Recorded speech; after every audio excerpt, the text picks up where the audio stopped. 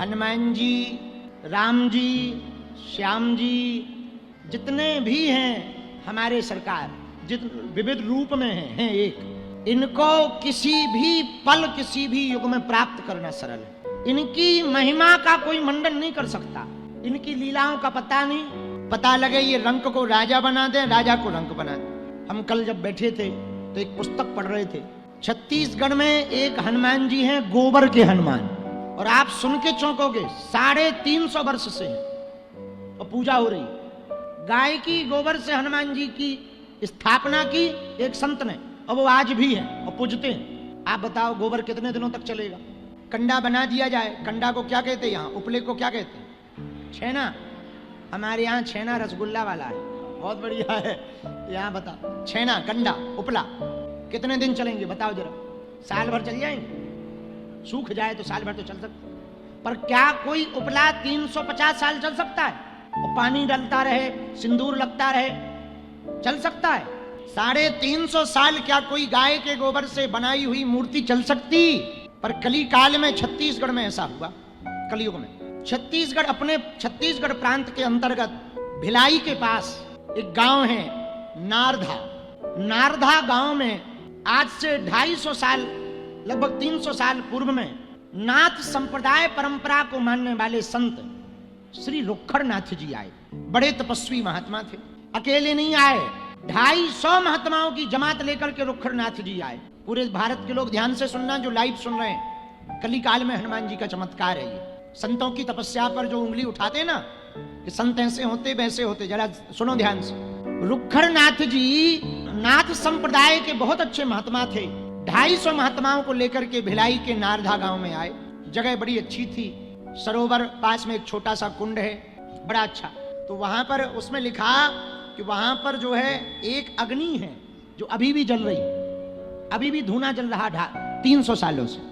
रुखड़नाथ बाबा जी नारधा गांव छत्तीसगढ़ भिलाई में आए, 250 महात्माओं को लेकर आए। उन्होंने तप किया।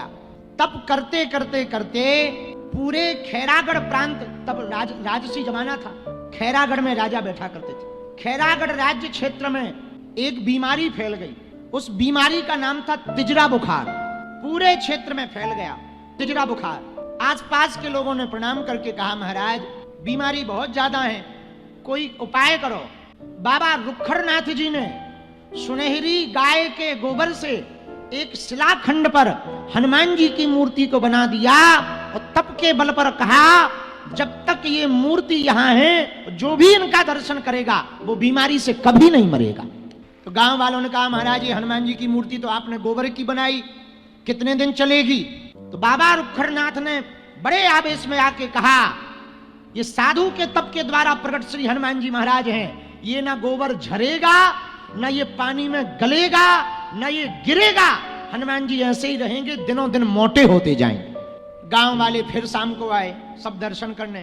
बोले, महाराज तिजरा बुखार बहुत ज्यादा फैला है, आप कृपा करो। तो उन्होंने एक कंबल मंगाया और ऐसे पूरे क्षेत्र की तरफ कंबल घुमाया और धर दिया। गांव वालों से कहा, जाओ बुखार उतर जाएगा।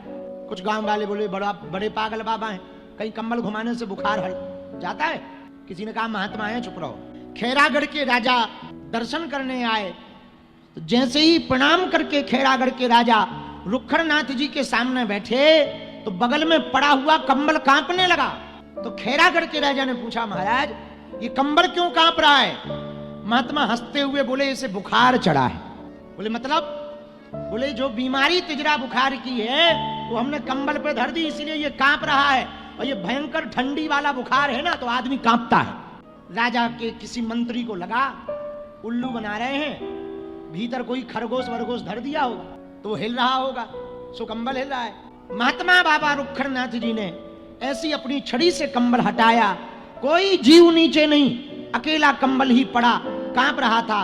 महात्मा की ये लीला देखकर उस मंत्री ने क्षमा मांगी, भगवान क्षमा करो, हमारे मन में कुविचार आया था, पर एक बात बताओ, ये कंबल का आप करोगे क्या?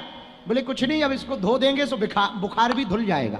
और आज भी भिलाई के नारधा गांव में, दुर्ग जिला के अंतर्गत, आज भी शायद दक्षिण मुखी या पश्चिम मुखी हनुमान जी है, दक्षिण मुखी हनुमान जी है। उनको काले हनुमान जी भी शायद कहा जाता, काले हनुमान जी भी कहा जाता।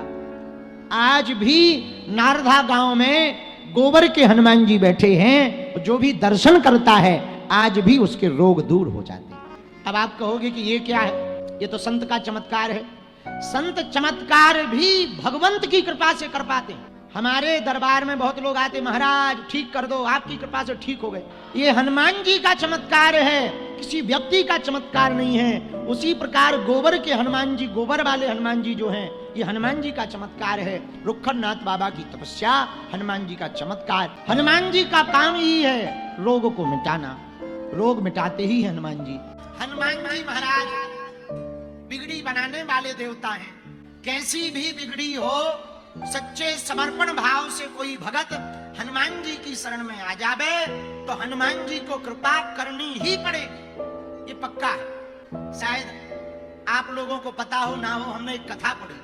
छत्तीसगढ़ में एक जगह है गिरिजाबंद, गरियाबंद जिले में एक जगह है रतनपुर। रतनपुर में एक हनुमान जी का स्थान है जहां स्त्री रूप में हनुमान जी पूजे जाते हैं। आज से कई साल पहले एक राजा हुए श्री पृथ्वी देव जी, जो रतनपुर के राजा थे, बड़े भगवत भक्त थे। राज बहुत अच्छा चलता था, लेकिन एक दिक्कत हो गई।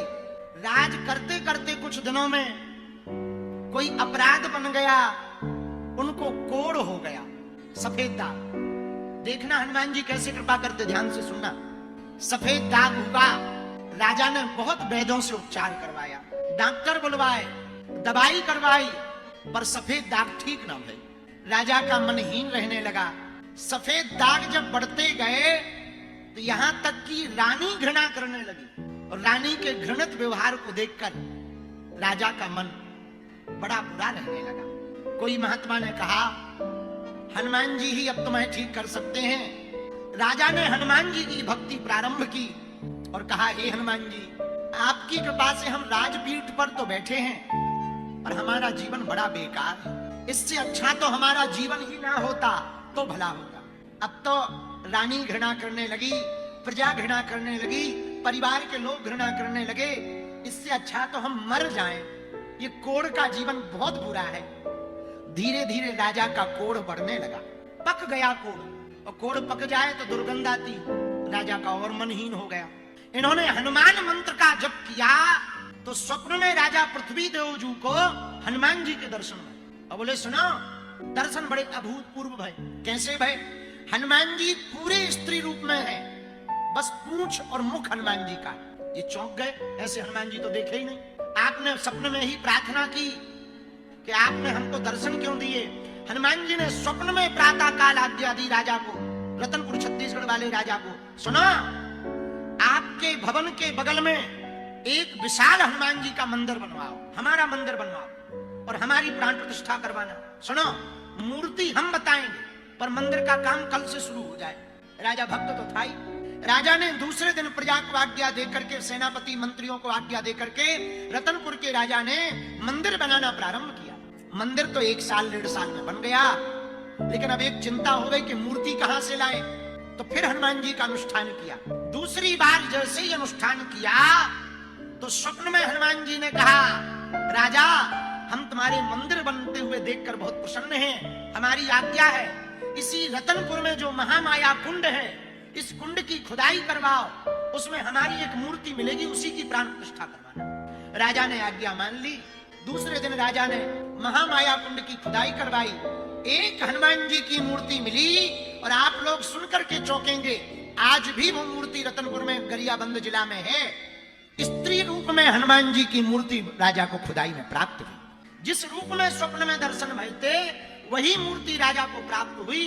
राजा ने प्रसन्नचित्त होकर के स्थापित करवाई, और जैसे ही प्राण प्रतिष्ठा हुई तो प्राण प्रतिष्ठा में हनुमान जी के चरणों का जल राजा ने शरीर में लगाना प्रारंभ किया। जहां जहां जल लगाया, कोढ़ जड़ से खत्म होता चला गया। राजा की आंखें भर आई, आंखों से अश्रुपात हो गए। धन्य है हनुमान जी, ऐसा कलयुग में प्रत्यक्ष चमत्कार, ऐसा कलिकाल में हनुमान जी का प्रत्यक्ष चमत्कार। आज भी रतनपुर जिला में, छत्तीसगढ़ में हनुमान जी स्त्री रूप में है, उनका श्रृंगार भी चढ़ता है, और हनुमान जी महाराज आज भी लाखों लोगों को नित्य आशीर्वाद देते हैं। ये कथा बता करके हम ये कहना चाह रहे, कली काल में भी यदि आपकी श्रद्धा हनुमान जी के प्रति एकदम एक निष्ठ हो, समर्पित हो, तो आज भी हनुमान जी तुम्हारे ऊपर कृपा करने के लिए और चमत्कार करने के लिए तैयार।